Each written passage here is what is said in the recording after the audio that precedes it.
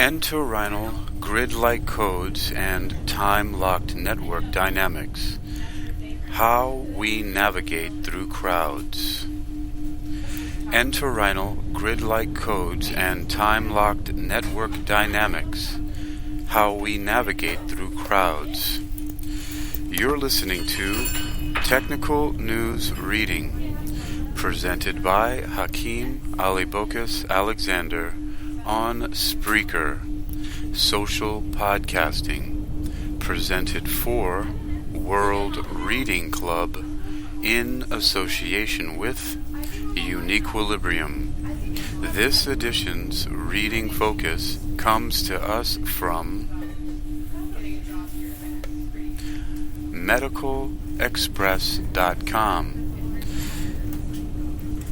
It was published on February 1st, 2023.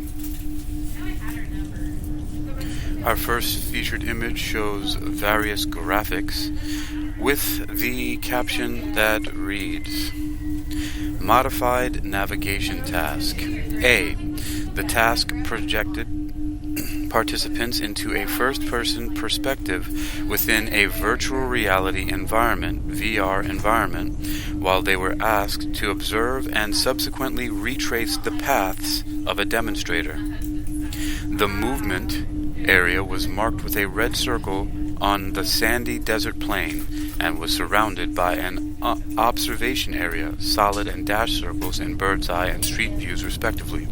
During observation in the left panel, participants were placed directly behind the demonstrator's starting point, were not able to move, and viewed the demonstrator walking through the circular arena. Movement trajectory is schematically indicated.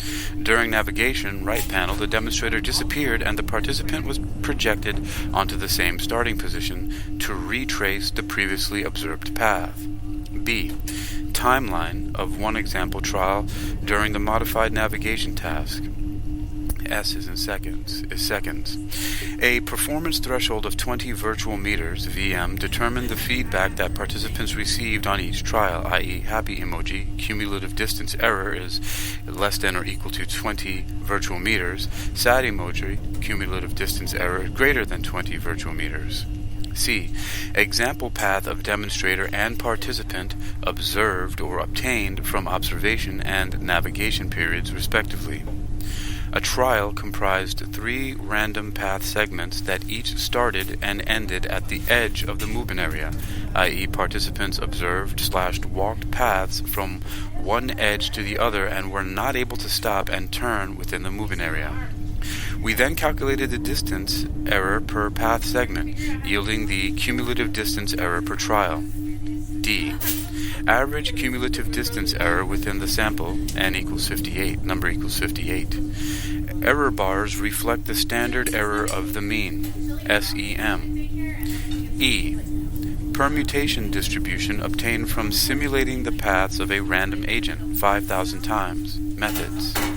Chance level was calculated as the 5th percentile of the distribution, yielding a value of 39.3 virtual meters, red line.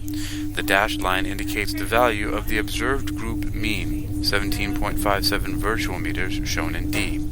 Credit Nature Communications 2023. Grid cells not only help us navigate our own paths in a complex environment, but also help us analyze the movements of other people. Scientists from the University of Vienna have now shown for the first time.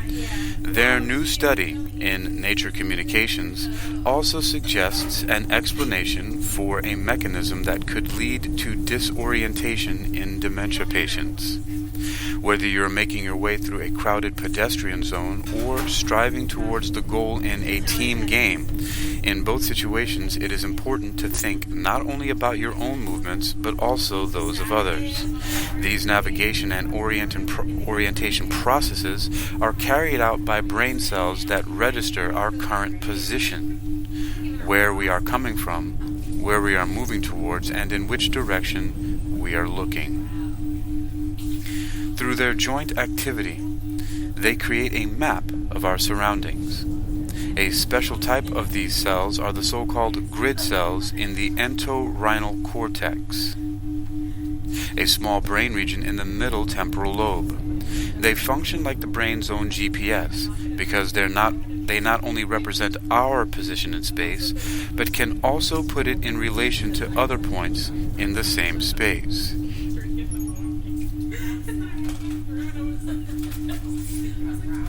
Whether these grid cells are also involved in mapping the movements of other individuals on this